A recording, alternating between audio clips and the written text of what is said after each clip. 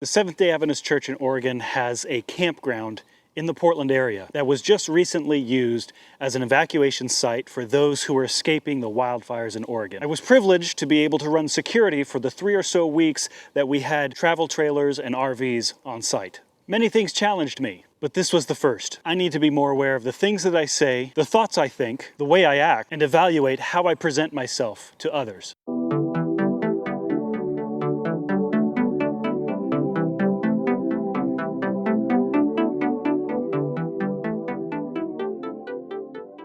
Every summer, my denomination has almost a week-long event in the month of July that we call Camp Meeting. People from all over Oregon and Southern Washington and other areas come together to learn about Jesus, to worship Jesus, and to do community together. Well, not this year because of COVID.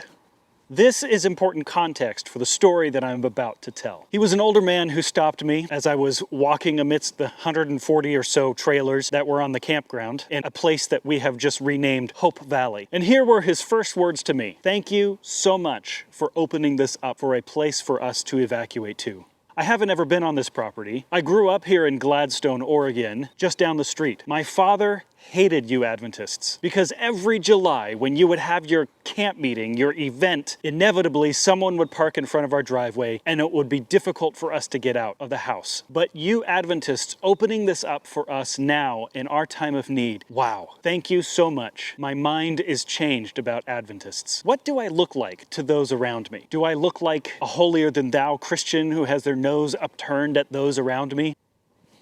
Do I appear as some Bible-thumping Christian who only cares about specific issues in the world and not people? Do I appear as if I care more about getting to heaven than those around me? Paul says in 1 Corinthians chapter 9, verses 20 to 23, and I'm summarizing a bit here, to the Jews I became like a Jew to win the Jews. To those under the law, like one under the law, to win those under the law. To those who are without the law, like one without the law, to win those without the law. To the weak I became weak, in order to win the weak. I have become all things to all people, so that I may by every possible means save some. Now I do this all because of the gospel, so that I may share in the blessings. This is not to say that I changed the moral code of life that Jesus has convicted me of, although it may appear like that to some people. Remember that Paul, like us, was never ministering in one single context at a time. He would interact with Jews and Gentiles at the same time. What Paul is saying here is that our sharing of the gospel needs to be placed within the context of the situation that we are in. Everyone is in a different place, and my idea of how to live life is not the only idea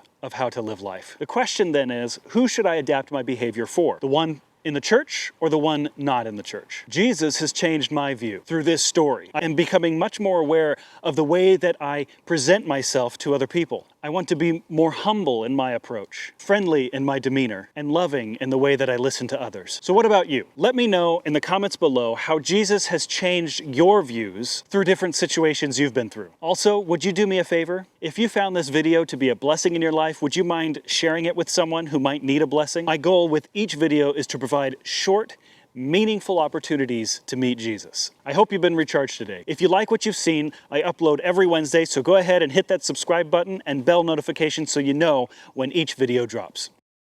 Andy, stop. My dog. Leave it alone. 1 Corinthians.